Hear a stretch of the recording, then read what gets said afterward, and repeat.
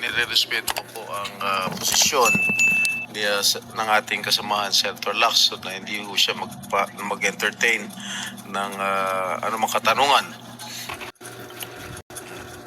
Gaano man katindi ang sikat ng araw, hindi nito matatabunan ang galit ng ating mga kababayan na nalulunod pa rin sa gitna ng kapabayaan at kasakiman sa salapi ng ilang tiwaling opisyal ng gobyerno. 10 ng kanilang mga kasapakat na kontratista dulot ng flood control scam as the largest corruption scandal in Philippine history. Reached more than 400 pages sans the annexes. Each member has been afforded more than sufficient time to examine and scrutinize the full substance of the report. Everyone is given a full opportunity to review and propose revisions, modifications, deletions, and corrections.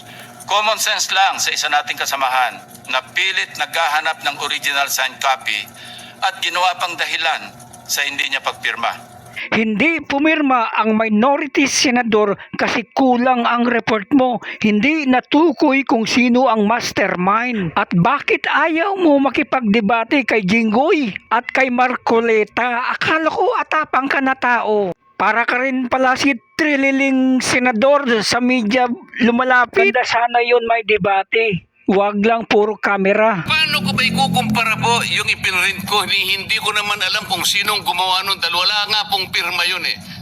Doon lang sa paraan na yun eh, nagkakaroon na po ng agam-agam eh. Pagkatapos ayaw pa nilang mag-interpolate. Nasa sa kanya po yun, Mr. President. Pero ako po, ang tanging hangaring ko lamang, ayusin natin lahat ito.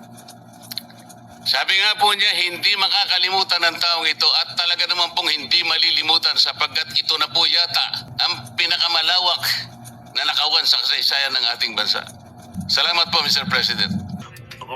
Nire-respeto ko po ang posisyon ng ating kasamahan Senator Lacson na hindi po siya mag-entertain ng anumang katanungan ng mga galing po dito sa ating mga kasamahan. Ngunit ako po ay nakikiusap sa kanya. Total naman yung tampo niya at galit niya kay Senator Marcoleta, hindi naman kasi laki ng galit niya sa akin. Baka sana pwede yung makiusap kay Senator Lacson ng mga ilang katanungan lang po kung pwede po. Kung ayaw naman po niya, wala naman po tayo magagawa.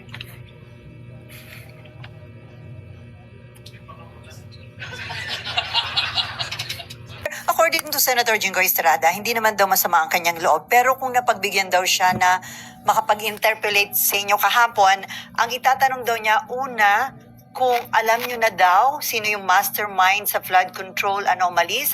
At pangalawa, sapat daw ba yung isinole ni na dating DPWH Undersecretary Bernardo at Henry Alcantara na ngayon ay mga state witness doon sa flood control anomalies? Kasi kung pinagbigyan ko siya and I yielded the floor, I would be very inconsistent.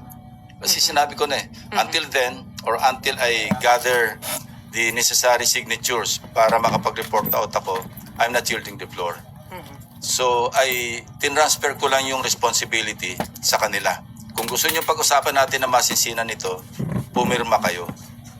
Wala namang masamang pumirma. I cannot understand for the life of me, bakit hindi ka pipirma? Si Senator Erwin nga, di ba? He already indicated or manifested na may mga disagreements siya, but still he signed.